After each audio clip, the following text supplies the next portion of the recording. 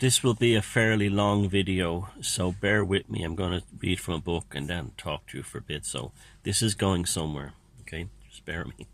Okay.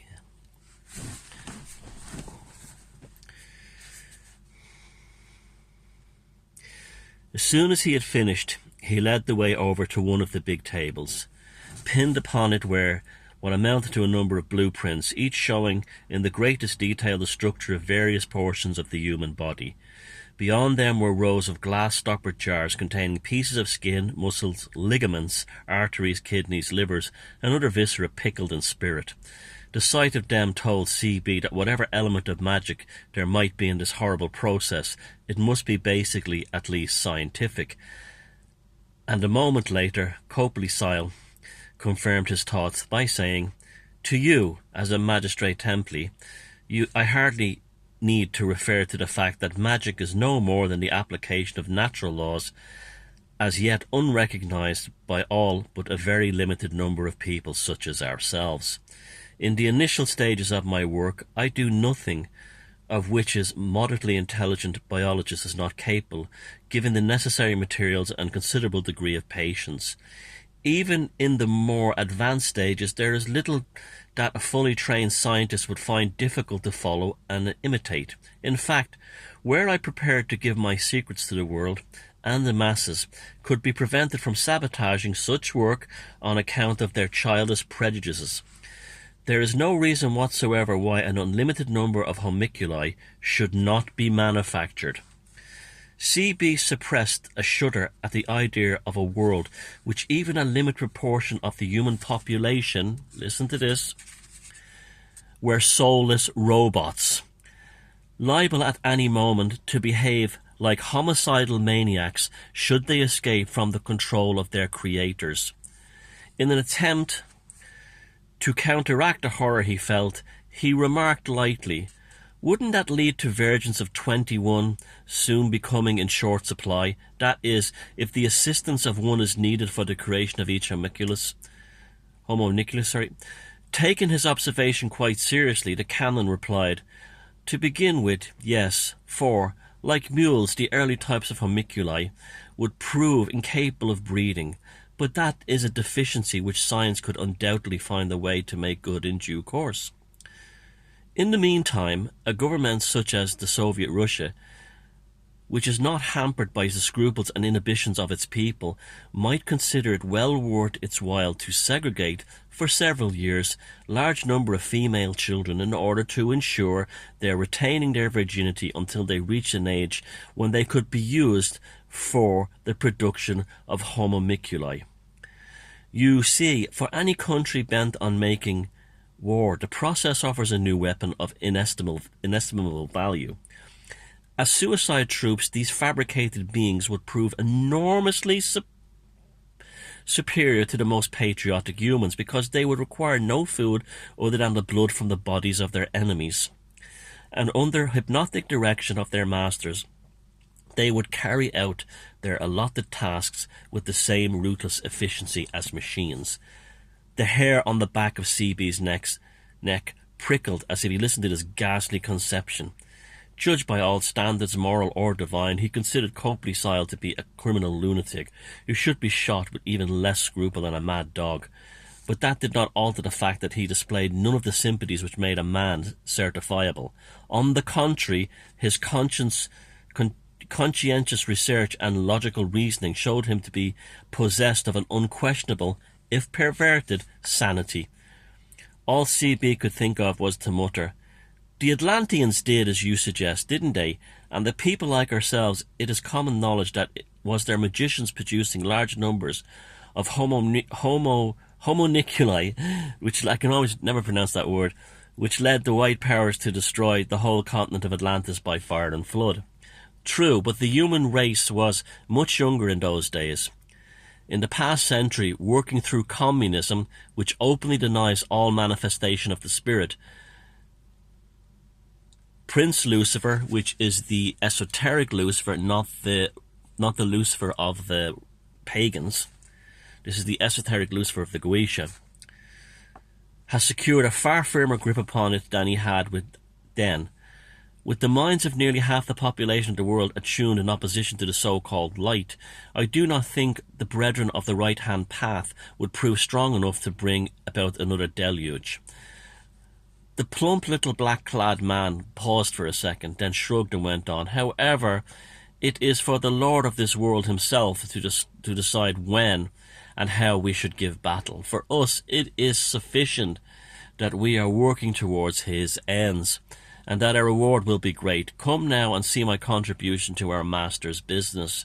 As he spoke, he led the way across a row of huge, conical tea cosies, each of which stood about 4 feet high. As he removed one at the end of the line, CB saw that its thick paddled material had concealed a great glass jar of over 2 feet in diameter. Again, CB hackles rose, and in spite of all that had gone before, he could hardly believe his eyes. In the clear liquid that filled the giant bottle was a naked female monster. She was about the height of a child of 8, yet far broader, having big breasts and thick thighs. But from the crotch downwards her legs were tied and ended in tiny tapering feet, so that she resembled a squat and hideous mermaid. Her flesh was pink, there were no hairs on any part of her body, and she was entirely bald. As he stared at her, she slowly opened a pair of red-rimmed lashless eyes and blinked at him. Fighting down his disgust, CB uttered the sort of exclamations of astonishment and interest that he knew were expected of him, then asked, "Will her legs always be tied, and can you perform some operation, magical or otherwise, to separate them?"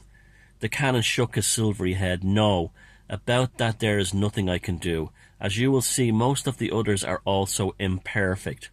I assembled the basic ingredients of creation of flesh, muscle, bone, blood and glands, but it is impossible to forecast how they will develop.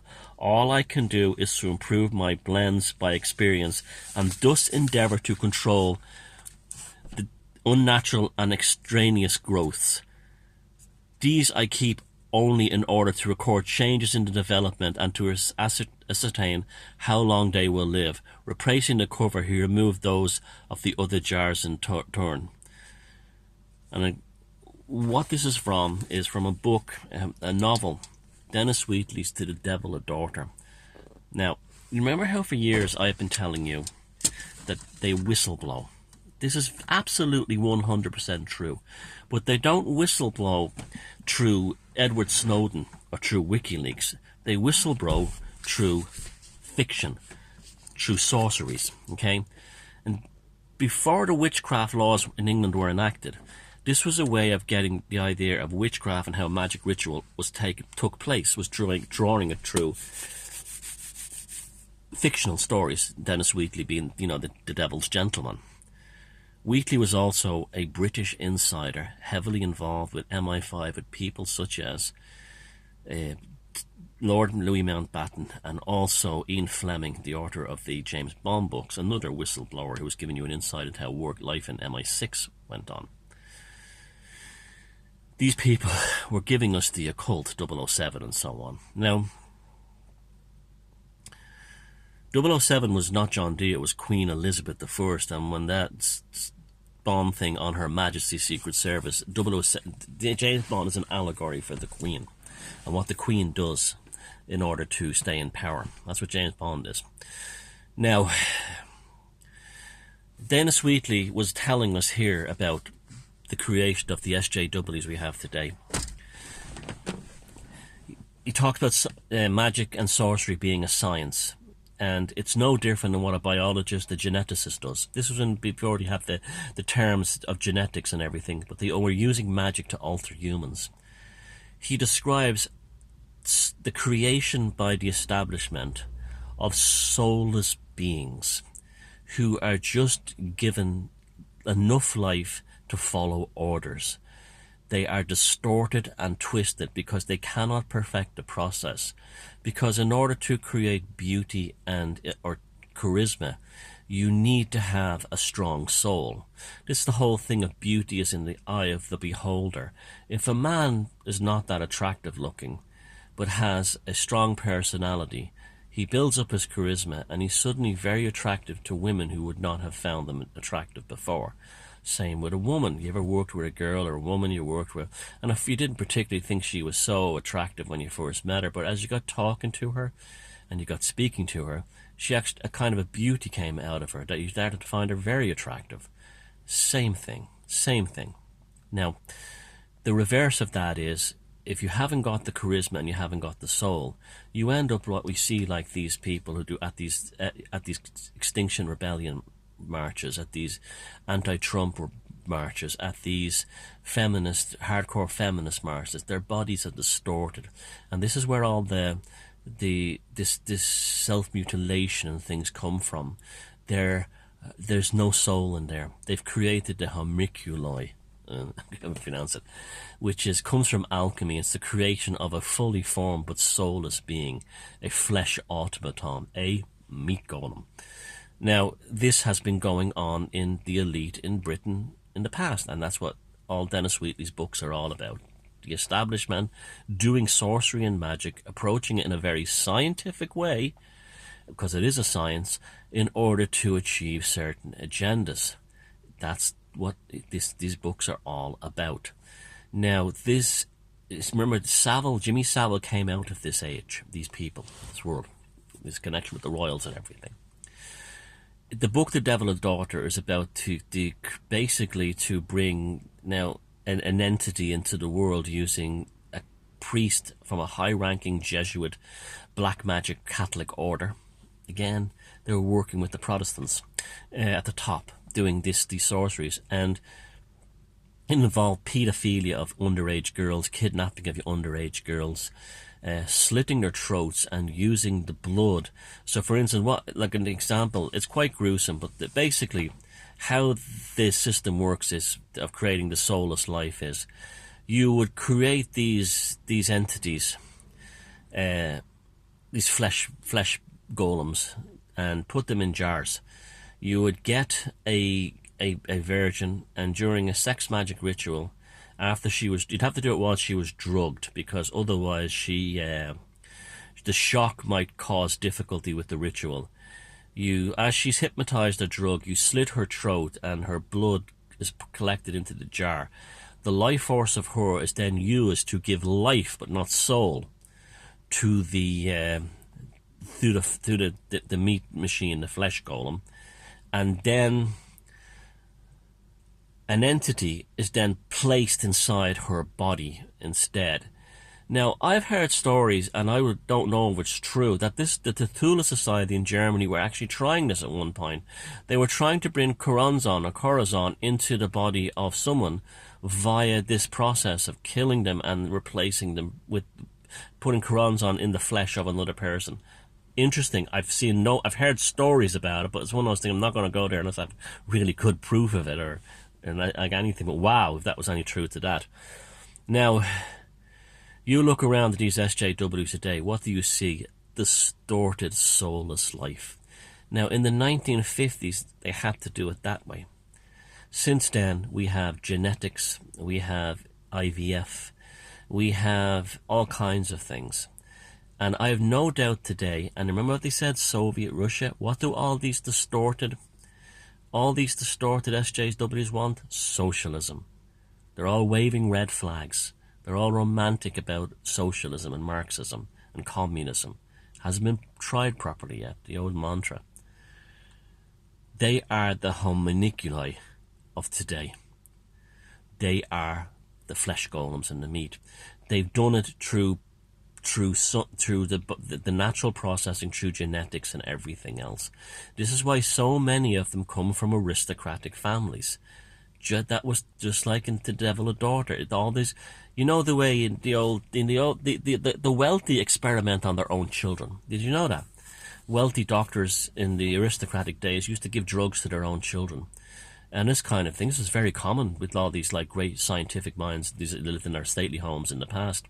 Well, they were doing magical rituals. They did these things with their own children.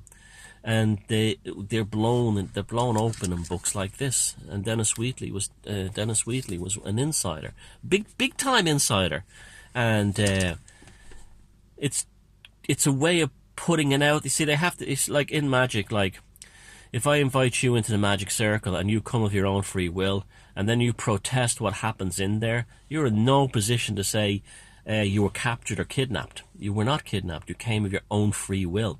So we come of our own free will into the sorcery of the aristocrats, okay, of our own free will. They told us in books like this. So when that happens, we can't turn around and say, the elites did this, the elites did that, when that was made into a blockbuster movie in the not that one. Yeah, actually that was made a blockbuster movie in the early 1970s. That millions of people have seen. With Christopher Lee and some famous American actor. I don't know his name because he was a bit of a prick.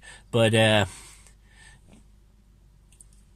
same thing. You're being told this. You've been told what's going on. So when you find it all out, you go, how can this be true? But you were told. You were told. But it was fiction. Okay. But most fiction is based on fact. If you read a war novel, and a war novel that takes place in World War II with fictional characters fighting in a real battle, it's not fiction. How much fiction is it?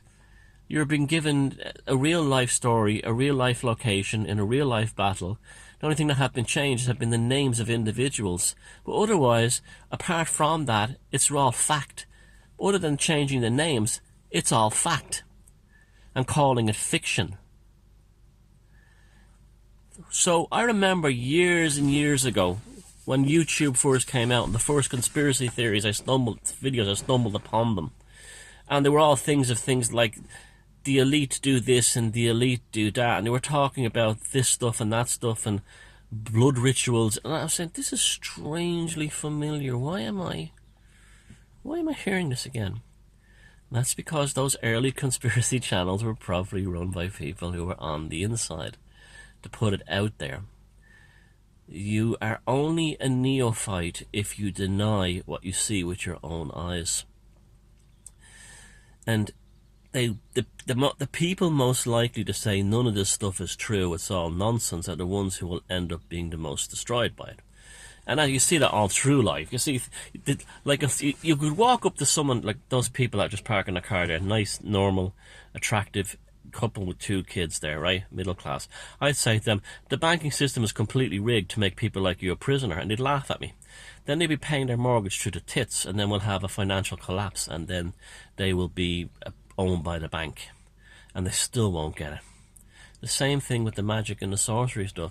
I'm not here to tell you this stuff to scare the living shite out. I'm here to tell you that this goes on, and this is why it's done. And you've got to come to terms with this and accept it and understand that you won't be taken in by it. It goes on. The worst of the worst. I'm not going to name names of, famous cases and stuff, other than the ones who are dead, like Savile. And also Louis Mountbatten, who did some very strange things not far from here with young boys from the Kincora boys' home in Belfast. This is their world, and to them it's not moral. You are given the morals to debate over. This is why someone like Prince Harry can jet around the world in a private jet constantly and then show up in bare feet to lecture you on climate change and reducing your carbon footprint. Because they don't have morals. Morals were invented to control you. Morals were invented, and you might meet these people and they could be okay. They could be nice people. But they don't have morality. Morality is an artificial construct created by religion, not the same thing as human decency. Therefore, if you can create a situation where the idea of morals becomes a kind of a spell, then you have to say, well, the spell doesn't apply to me. And that's what they do. Now, in the section I just read, he describes CB as he describes the canon as a lunatic, but with all the intellectual faculties of a special kind of lunatic. He was describing a psychopath. Psychopath is a lunatic, but is able to get PhDs. And look at the scientific world today. Look at the things like the climate change scientists. They're all lunatics with PhDs, and they're saying do as do as I say, not as I do, because again, morals don't apply to them. Morals apply to you, and you police yourself with them, because you would say, I would never do that, I would never behave like that, it's wrong, it's immoral, it's immoral. Okay, you've just spellbound yourself to be immoral. This is why you have to be very careful. And why are you immoral? Because it's what would Jesus do? That's a classic one. What would Jesus do? Jesus doesn't exist. So they say, what would a fictional non-entity that's probably was based on some or a number of rabbis that existed in Judea around 0 BC, 33 BC. Well, you see, you should say to yourself, what does this do for me in my life? So therefore, I was listening to the news this morning, and they were talking about, and the propaganda on RTE, which is the Irish version of BBC, is stunning. And I was on the radio, and the woman starts out in the story by saying, Poland is about to elect another extreme right-wing government. And then the next story is something about Kurdish troops say the USA has a moral obligation to protect him against the Turkish military. And then finally, and then we visit this town in the west of Ireland, sure, where the locals are all welcoming the refugees. Now that was pure propaganda.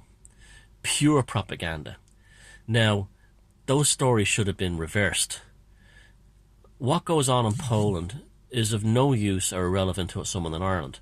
What goes on with the Kurds is of no use and irrelevant to someone in Ireland. What goes on in Ireland is relevant to a person living in Ireland. But they put that as the bottom story to play down how unimportant you are. You are homunculi. That's how unimportant you are in the terms of their news broadcast. Your world doesn't matter. And then you would say to yourself, I've got to have morality to do the right thing. Do they have morality? No. Does that mean you go around being an awful person? No, you don't do that. But when they're saying it's the right thing to bend over, you don't have to bend over so they can arse rape you. It's as simple as that. This is one of the things I cannot. You have to get into your head. The elites, the establishment, whatever you want to call them, have never, ever, ever lied to you. And so you have these people at protests go, we've been lied to, they've lied to us. They never lie to you, ever. They always tell you either through fiction, whistleblowers, or putting it into your face directly, an alternative, and you chose to side with the side that's anti-government. So they never lied to you. They've always given you the means to step in or out of the arena. No one put a gun to your head and forced you to go to a protest and demonstrate. No one put a gun to your head and told you to vote. No one put a gun to your head and told you to, fight for freedom. This was all stuff you chose. You willingly chose that. You see these statues all over Britain and Australia and all over France, particularly, of the men who died in World War I and the ones who died in America in the Civil War all over America. And they're like religious events, religious effigies. Poor men who died in the wars. But no, they didn't have to go. They didn't have to go. A lot of those soldiers were volunteers. On just about all those armies, they were volunteers. They could have stayed at home and lived. We have a moral obligation. No, you have a moral obligation to start a war. You have a moral obligation to defend your country. Me as an individual, I don't have a moral obligation of anything that you've imposed upon me. So therefore, you don't shock me. And that's really what this video is about, is you won't be shocked if you don't believe them. You know what I mean? You won't be shocked. So if they tell you something that black is white, assume that white is black. It's probably grey anyway, but assume that's the other thing, the other side. And it'd be okay. People's frustrations, anger at their government is born out of the fact that they trust the establishment. And that's why if they grew up reading this and said to them, this is more than this is imagination. This is fantasy. This is not real. I got news for you. That's more real. What's the pages in this book? Back in the year that this was published, whatever, 1960 something, was more real than what was going on in the world than what would have been on the BBC, the New York Times, NBC, you name it, any news service in the world. This was more real that was going on. And this, you read this today, and then you think of the kind of world we live in today. It's again like 1984, like I mentioned in the video yesterday. They're not just blueprints. These are magical texts to bring you in there. And if you were someone like me who sat down and read these books and then said to yourself, is there anything to magic? And then you found out there was. Well, then you're not going to sit there and go, the elites are so evil, because guess what? I never trust them to begin with.